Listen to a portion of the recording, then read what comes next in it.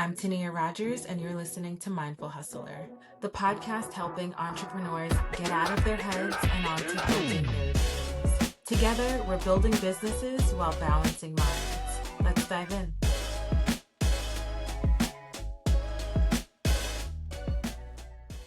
Community architect, legacy builder, and purpose-led powerhouse, the Hannah Tall, aka my cousin. Hannah is the founder and CEO of Grow Tall, a mission-driven consultancy that helps corporations and nonprofits reimagine program development and partnerships, all through the lens of equity, innovation, and deep community care.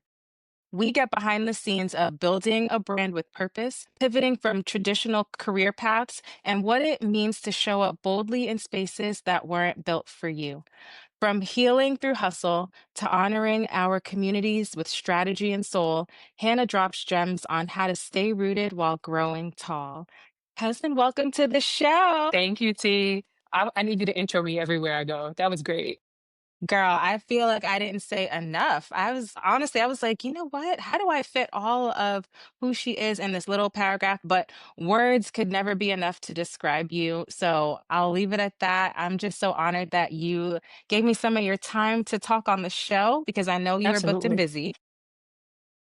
Absolutely. Thank you for having me. So, of course. So I want to start from the beginning of Grow Tall because I know I could take it all the way back from our childhood. hmm I want to start with Grow Tall first. What hmm sparked Grow Tall? How did you start it? Was it from a vision, frustration, or both? It was a lot, T. So I'm going to rewind to about 2019. I was working for an education nonprofit. I was living in Denver at the time. And, I literally just woke up one morning. It was in like the middle of February. It was snowing outside, and I called my homegirl, and I was like, "Nope." She was like, "No, what?" And I'm like, no to the snow, no to this place. I think I'm kind of done with Denver." And I loved my job, mind you. I loved the nonprofit I worked with. It was one of the best teams I've ever been on. Still love my coworkers down, but I just had a moment. I was like, I think this is it. So I like started like putting out some feelers to see if there were any roles on any of the teams I could be on. I was on a recruitment and admissions team for an AmeriCorps organization. And at the time there weren't any positions for me to change to. And I didn't really want to wait for the organization's timeline to leave, knowing that I already wanted to leave Denver. And every conversation I had about where to move to next kept leading back to LA. And I was like, bet I could be warm most of the year. I'll be near some friends who I haven't had a Uh-huh. chance to like build deeper community with because of distance. Let's do it. The worst that could happen is that I don't like it and I go home. So I build that Right. context to say that that led me to Los Angeles. And in coming to Los Angeles, I was really purposeful about taking a break. I took 2 months off. I had saved up for it. I found a sublet in the city so that I could just kind of like land softly and figure out my bearings, figure out where I was, learn the lay of the land in the nonprofit space in LA and find jobs from there. And then, so about 2.5 months in, I'm starting to look for jobs and I'm coming to the end of my sublet, trying to look for an apartment. And I literally one day just like looked up and I was like, I don't like the options I have in front of me. No shade to any organizations that I Right. came into contact with. They were doing great work, but the title, excuse me, and the functions of the role didn't really match up with each other, let alone with what I could bring and what was next for me. And so I literally just whipped out my phone and went to text like three people. And I was like, hey, y'all, you know my superpowers. I've been in the nonprofit space forever. You know my genius when it comes to programs and partnerships development and all the other things I've done. I'm looking for my next thing. I'm going to try consulting. If you know of any organization that needs a consultant, please let me know. Let's see what happens. Right. And that was like a random day in September. And one of my mentors, self-proclaimed mentor turned mentor, she finally accepted the role years later. And then one of my Right. friends from Denver hit me up and they were like, hey, we have organizations that we're affiliated with that could use your support.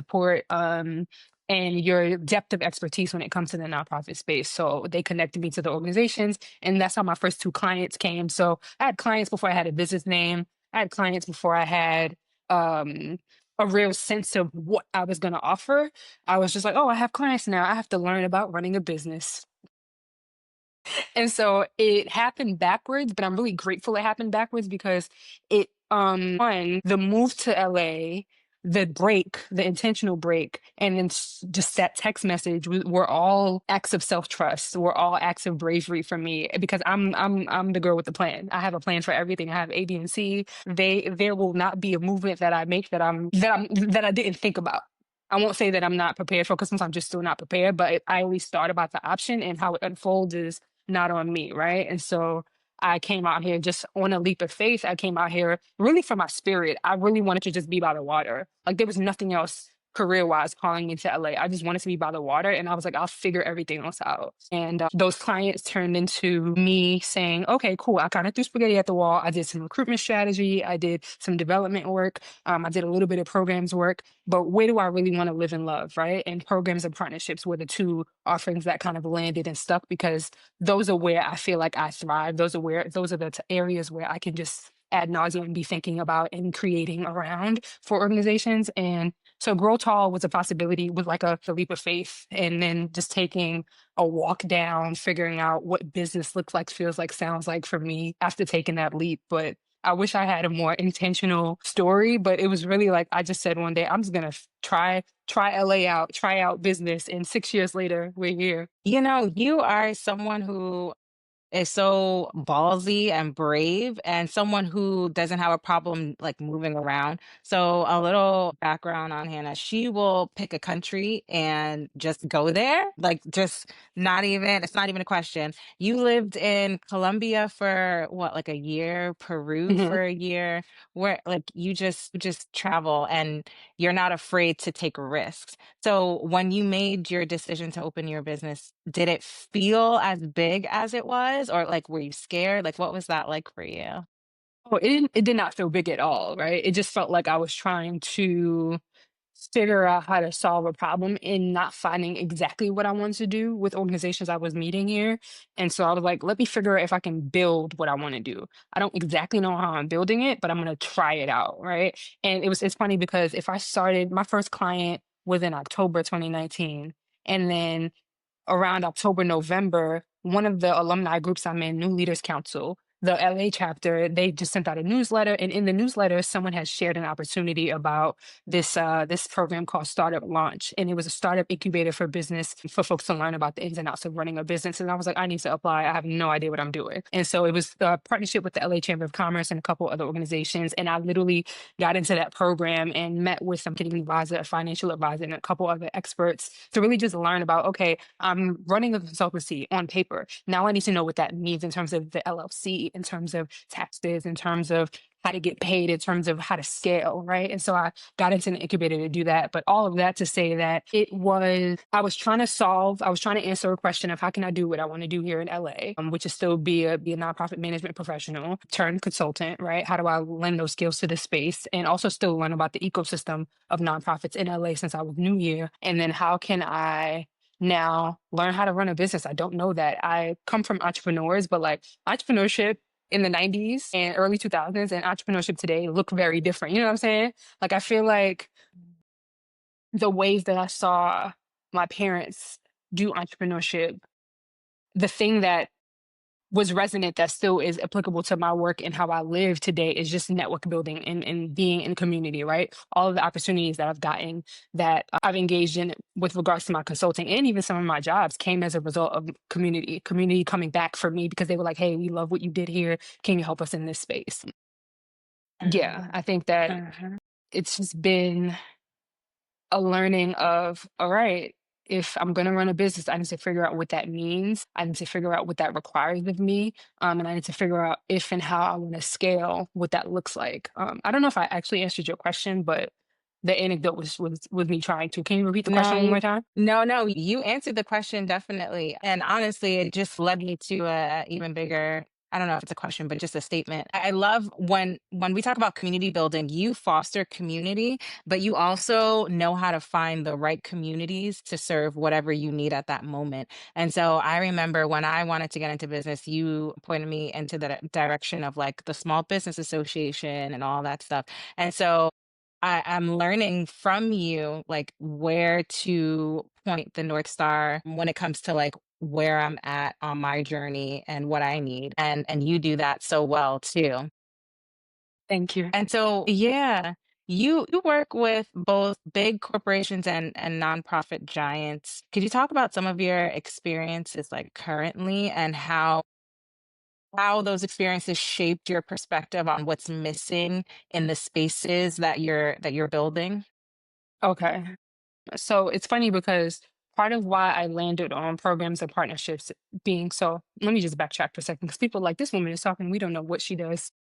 Grow Tall is a nonprofit and social impact consultant, and we partner with nonprofit and corporate social impact teams to develop new initiatives around and new tools to help support their programming and partnerships. So what that looks like is an organization might be wanting to launch a program in a new city, right? They might come to me to help that part of the process, develop the program, figure out what the local community needs are, on pilots, and then train their teams to train their teams to continue the program after our engagement in terms of the contract is done, right? Or they might come to me and say, hey, we need to find partners for this program we're doing.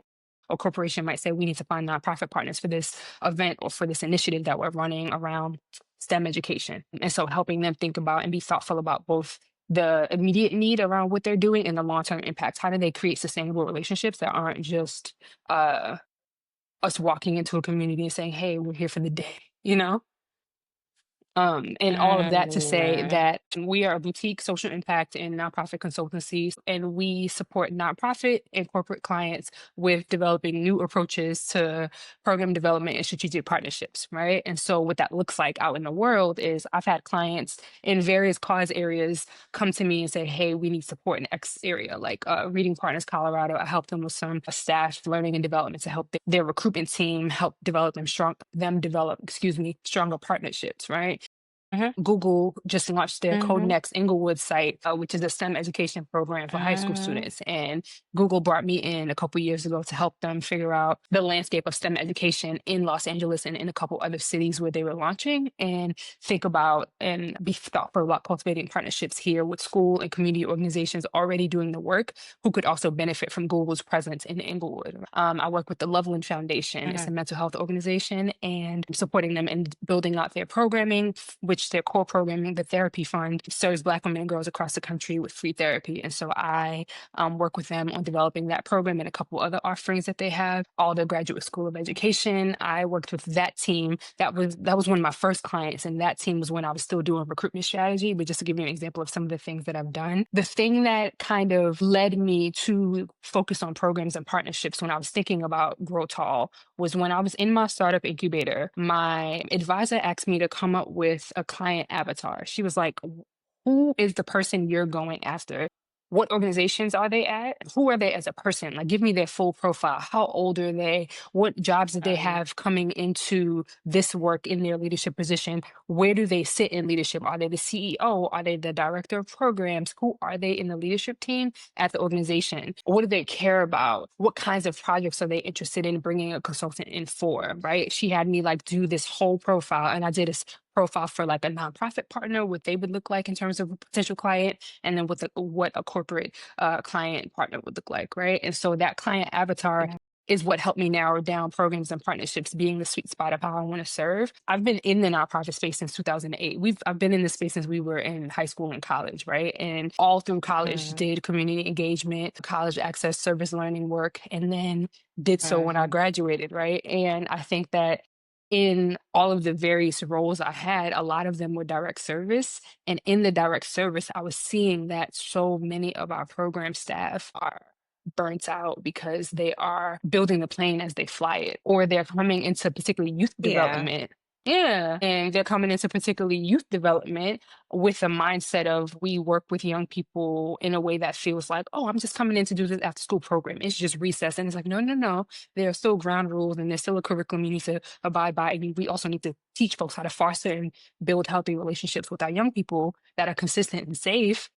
And we also need to have a playbook that we're doing the work by so that we meet our goals and help teach the skills that our curriculum is meant to teach, right? And so in that, I was mhm, reflecting on the gap in the incubator, on the gap that I saw with some program staff and the skills that were not there or the skills that weren't always cultivated in certain environments. And I was like, how can I lend my expertise here? I've had over a decade of experience. So How do I do that? And codifying that looked like focusing on program development and strategic partnerships for organizations. Because, like, I want to support organizations and thinking about not just the work of today or this month, but long-term impact and long-term partnerships Yes. to build sustainability.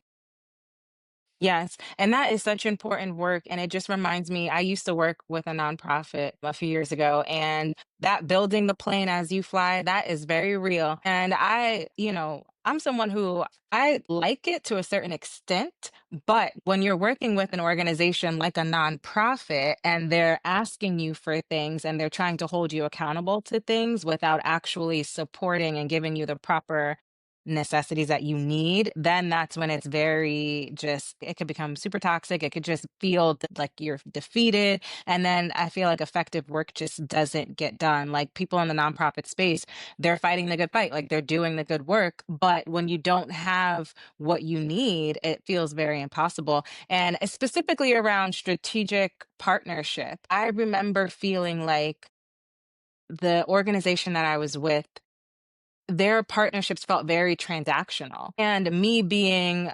to be honest, the leaders of the organization, they weren't Black, right? And I was going into these Black Hmm. spaces with youth, making these making these partnerships, and I felt very responsible Hmm. for them, and I wanted to build them like you were saying, but the organization was more, it felt very transactional. And so what you do is so important, because if you don't have that, you're right, like it's damaging. The youth also, I mean, they're involved, like you want to make sure that the Hmm. people that are involved are have the right intentions and know how to actually have that lasting engagement for the youth, and they're not just using them as a face for Hmm. funding and things Hmm. like that. Hmm. Not accusing Yeah. anybody of doing that, but I know that that's No. out there.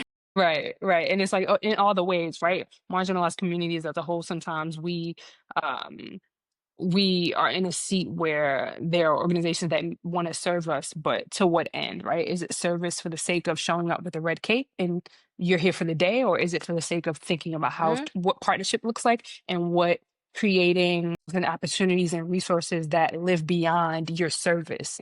Is that the goal? Is that the intention? And how Exactly, come that can't exactly. guide us? Yeah. Yeah, yeah, yeah. I mean, what you do is just so important. It really is. And I feel like every organization, especially in the nonprofit realm, needs you, because you're doing good work. And these organizations are doing good work. Like the Loveland Foundation, the therapy fund for Black women. I mean, as a therapist, when you explained to me what it was, my mind was blown. Like I was like, wait, what? Like it's really a voucher for Black women to have therapy, and people just donate it. And it sounds so simple, but it's so impactful. And a lot of people know about it now, but a lot of people don't know about resources like that. So it's important. Yeah.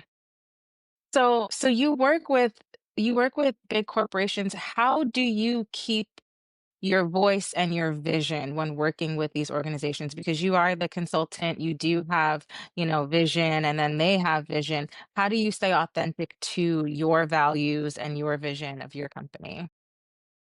Thankfully, I feel like we're able to set the groundwork for that in our initial conversations about the project. And so we can level set right there. Like, what's your vision? What is the need what's the problem that you want support solving? Here's how I would approach it. Here are the tools in my toolkit. Here are the things that I'm thinking about going to find to bring to you all. And here's how I work. Like, we get to have that entire conversation up front. So then by the time we sign the contract and start the project, the expectation is clear in how I work, how often they'll hear from me, what deliverables look like, and when I ask for feedback and things like that, that's all set, right? And so I say that to say that I think a lot of it is just being honest and transparent up front about what the needs are, and also me listening and tuning to, do they actually need me? Like, do they need me, or do they just trust me but are asking me to do something else outside of my skill set? I remember I met someone at a conference, and she and I had talked on the conference app for a little bit, and she wanted some support, and we finally sat down for lunch at the conference, and she's talking to me about her needs. And at first I was functioning under the assumption that she needed support with partnerships and finding new partners for this arts education program she was running. And turns out she really needed a fundraiser. And I was just like, I'm not your fundraiser. I can connect you with someone in my network who can support you, but I'm not your fundraiser. And so just being honest about Mhm. that as well will just help us manage expectations and make sure that someone who's aligned to the vision is working with you. And I love recommending my friends for stuff. I have a group of consultants, particularly BIPOC folks that I just know in community who I love to refer when I can't take on a project. But staying true to vision is just really first and foremost listening and making sure that what I'm being asked for is tuned to what I can honestly deliver on and deliver on powerfully. And if I can't, figuring out Yeah. where else to point them in the right direction. And I think staying true to their vision is just about asking questions that help them be honest about their capacity in terms of even engaging with a consultant, right? Because sometimes organizations get excited about, both on the corporate side and nonprofit side, about having a consultant to help stand in the gap for them, but then may not utilize us as effectively or may treat us like firefighters. And it's like, I don't want to just triage the problem. I want to think about this holistically so that you will have the true support you Mm, need, right? Beyond this moment. Yeah, it's really, it boils down to just yeah. like listening and being honest about needs and capacity. And also being honest about, Yeah. is this going to be fun? Because if it's not going to be fun, we also shouldn't do it. Like everything is not going to be Hmm. fun and the Hmm. like easy and whimsical, but it should be something that is meaningful and helps you stretch. And also it's something that you're genuinely just curious about. And that's consulting or otherwise, right? Yeah. Like to stay true to the vision for the work, you got to really care about it, be curious about it, and have a partner in the work who values your genius so that you can do the work and keep doing it well. Hmm. Yeah. Yeah. You made a really good point about asking questions for honesty, because I think so often people try to prove their worth Hmm. through their work. And if they're not honest about what they can deliver or what they're even willing to deliver and what's fun for them, they find Hmm. themselves just hating their job, and then also like stretching themselves and putting themselves out of their scope. And it's just not a mutually beneficial relationship anymore. So Hmm. I love that. I love that strategy, asking the right questions and then also just being honest about what you are willing and what you can do. Hmm. Definitely. And honestly, what I So want to for add to that is sometimes it's the project or the client may be really exciting, but something may not align, whether it's the timeline or you might find out some information about the work or the team. Like one of the things I always like to ask is about leadership and who's on leadership and how does leadership support the rest of the team. It's not just about the working relationship with the executives. It's about making sure that this entire Mhm. organization values and how they work and how they run I align with so that I know that the work is not falling on deaf ears. I know that the people that are administering the work are being treated well, right? And that I can act as a true collaborator with them. I think that matters too, just making sure that there's alignment there. For sure. So for those wanting to break into social impact or start a consultancy, where would you recommend they begin?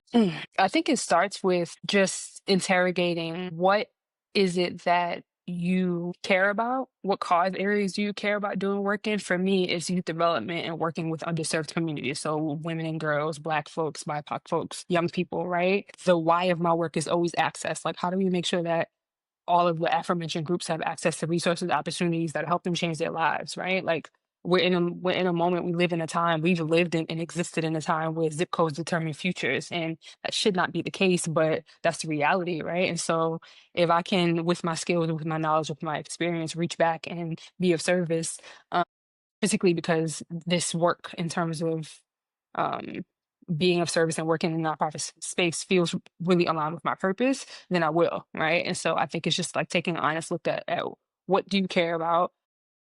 What do you do really well or are willing to learn to become an expert at?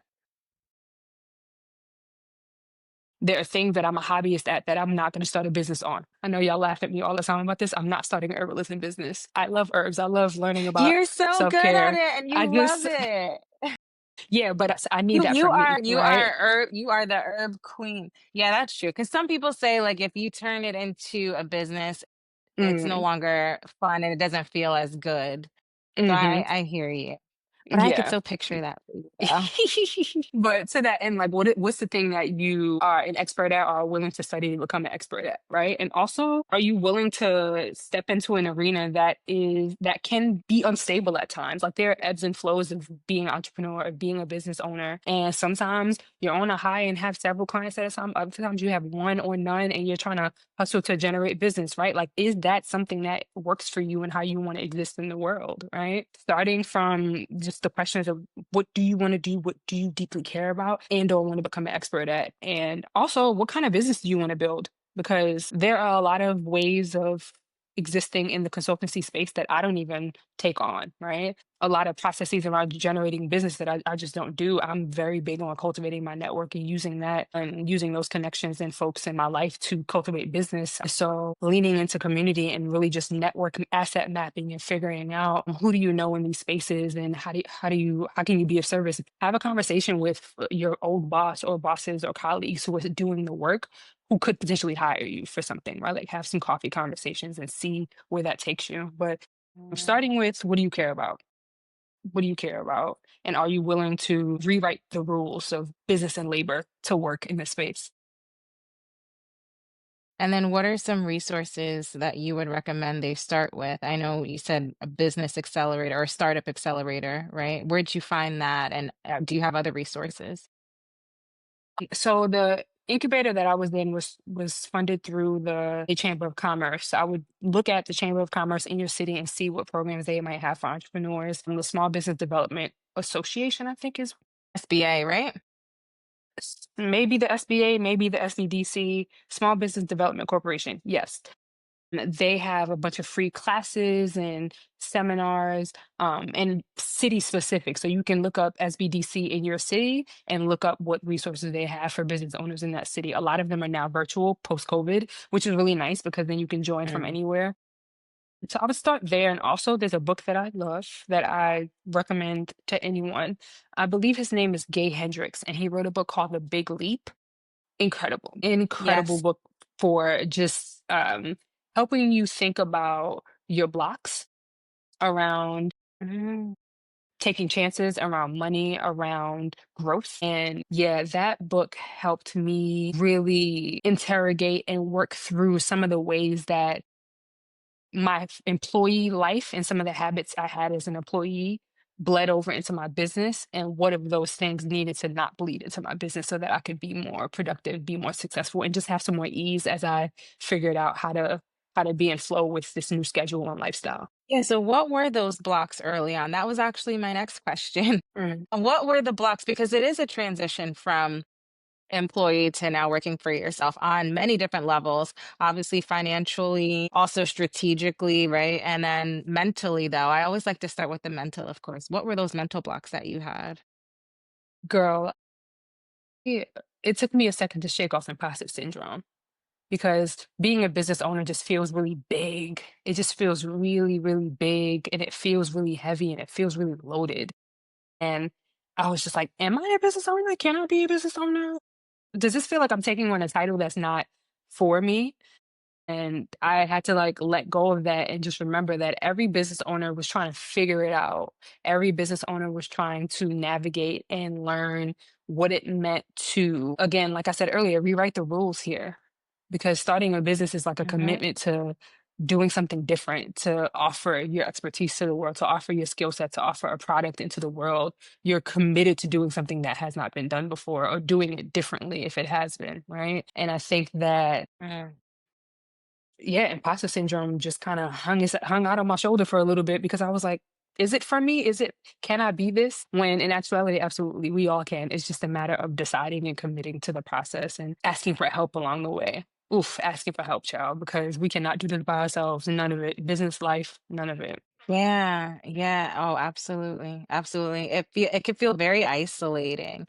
Like even if Mm. you know other entrepreneurs, and even if they're in the same field, it could still feel very isolating, especially if you're a solo entrepreneur or like a very small team. It just feels like you sometimes you just want to talk about exactly what you're going through. And Mhm. the community is so important. And I know you're big into like mentorship too, so the book helped you overcome it. Leaning into community, you said. Mhm. Mhm. Yeah, and Yeah. even I'll even take that community piece a step further because community showed up in a couple different ways, right? Community showed up at the top of this journey when I reached out to my network. And community continues to show up in how I get referrals for clients. I had some business coaches that I worked with that helped me really figure out what are the habits I want to cultivate around being a business owner, right? I had a business coach who was just like, yes, you can, like, business sometimes can make you feel that you have to work 24/7 to get to where you want to go. Yeah. But sometimes the work is in planning and taking a break so that you can come back refreshed and recharged and with new ideas and with new motivation and with new space in your body to do the work, right? So she had me do something where basically she gave me a calendar for the entire year. I had to plug in all the national holidays where there were office closures. And then I plugged in anything like my birthday, my assistant's birthday, any client trips or things like that that were work travel. And then around anytime there was a work commitment, I had to take a reset day. So I needed to take one day right after, like the Monday after I got back from a trip, as a reset day where I was not taking any meetings and I was just focused on getting back to being online, checking my emails, and taking a slow day before I got back to the work of it. Right. And then she also made me schedule in all my vacation time for the year. And with that, did was help hold me accountable to these smaller moments where I could be taking care of myself amid the work. Because the work is always going to be there, but sometimes entrepreneurship will make you feel like you have to just say yes and do everything. And girl boss era, God bless, we did it. We made it through the girl boss era, but I think that there was something about the 2010s that felt like we were grinding and working really hard for the sake of being able to play lip service to it and not with um not this is helping us live the life we want to live. And the life I want to live is one that's rested. The life I want to live is one where my family is uh I get to spend time with them and they're paramount. A life that I get to participate in community and be of service. It was just work. And I think some of those habits of Right. being a college student and adult in that time was I didn't make time for myself.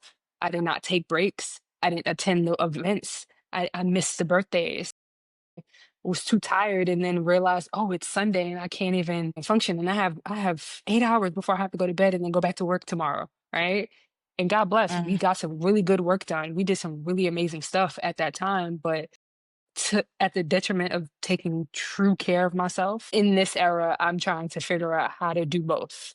And how to do both means that I have to slow down and I have to build it into my schedule or it will not get done. What's a mantra, a lesson, or a truth that you're standing in right now? A couple weeks ago, it's funny you asked that. I had a moment where I was just like, there's a lot going on right now, just politically, in terms of all the DEI stuff and all the ways that nonprofits are being impacted and corporations are being impacted by policies and things like that that are being enacted. And I was just like, I could panic about this.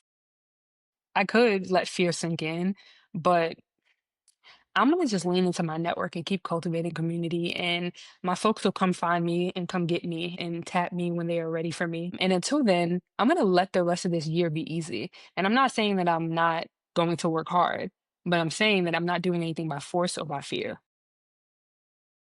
Nothing by force or by That's so fear. powerful. Nothing. Nothing by force or fear. I can't. I don't have any space for it in my I body. love We're that. dealing with too much. Yeah. Nothing by force or by fear. I love that. That's gonna sit in my head now. I have to take that. I love that. That feels really good. Yeah, wow. Girl, you like threw me off with that because I'm literally like, yes, in my head. I forgot my next question.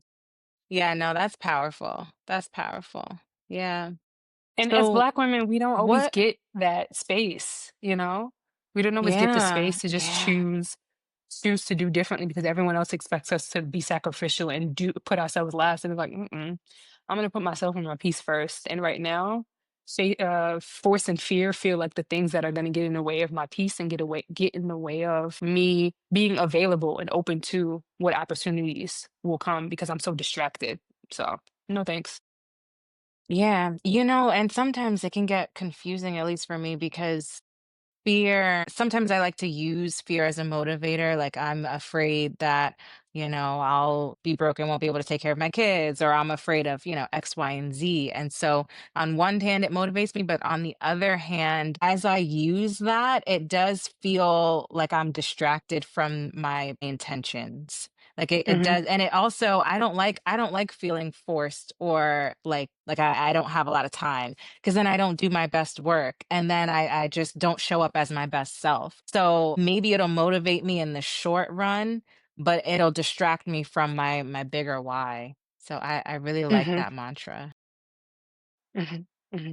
What future are you trying to help grow for young people, for community, and for yourself? That's a great question. The future that I am trying to help grow, I'll answer that twofold. In my work, the goal is to put myself out of a job. The goal is to put myself out of a job because our young people, Black folks, women, communities of color, marginalized communities as a whole, have the resources, have the social capital, have the scholastic acumen that they need to get to wherever they want to get. The playing field is equitable. Like in an ideal world, I'm working towards putting myself out of a job, and then maybe you will get handed the herbalist,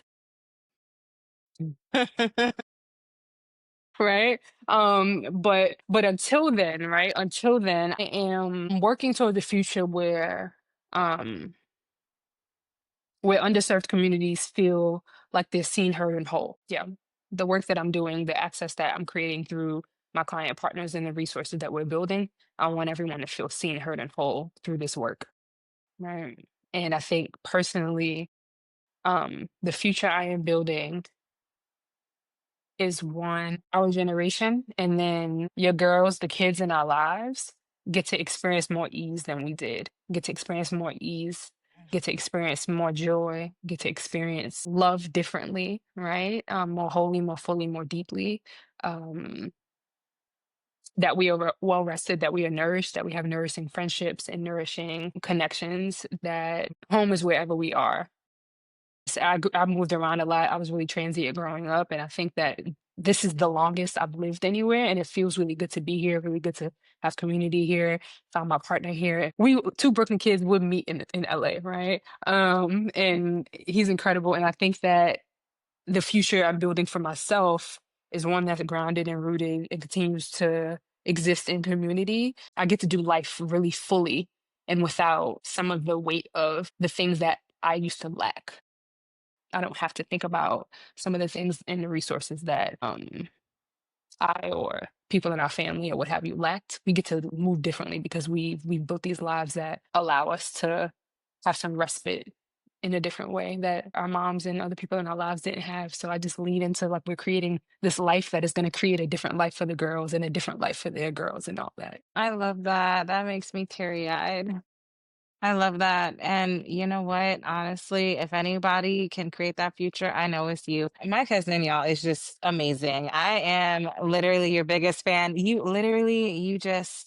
I'm so honored to just watch your journey and watch you grow. You've always been amazing, but I Thank you. really love watching this part of your journey. It's really fun. So Thank you, T. And honestly, congratulations to you on this because this is a possibility walk for you. This is you figuring out yeah. how to share your voice, how to share your genius with us publicly, and also letting it open some doors for you too. So I'm proud of you for taking this leap of faith. Thank you. It's definitely not an easy suit for me. I'm definitely more of an introvert, but I'm having fun doing it. So thank you. Last question. What does hustle mindfully mean to you? Also mindfully. It's funny because I tussle with the words hustle and service sometimes because sometimes I feel like they require a level of sacrifice that doesn't help you get back to yourself and center yourself. Hmm. But hustle mindfully, um, to me means doing work and participating in work that aligns with your values, moving a bit slower with a bit more intention than you're used to. In this season of my life, hustle mindfully is really about creating a new way of being around labor. I get to work differently than what I know, especially now that I'm starting a business. And even if I was in a 9 to 5, like I get to work differently with all that I know about running this business and advocating for myself in these ways and standing in rooms that were spaces that I may not have felt like I deserve to be in. I get to be in now and be thoughtful and intentional and grounded in that I belong there and I get to do this work. So yeah, staying aligned and centering myself along the way. Thank you for that. Thank you for that. And thank you for being here. Thank you for always touching my soul and giving me some good seeds to think about. I love you, cousin. Thank you so much. I love you. Absolutely. Thanks so much for listening. If you like this episode and you don't want to miss another, make sure you subscribe. See you next time.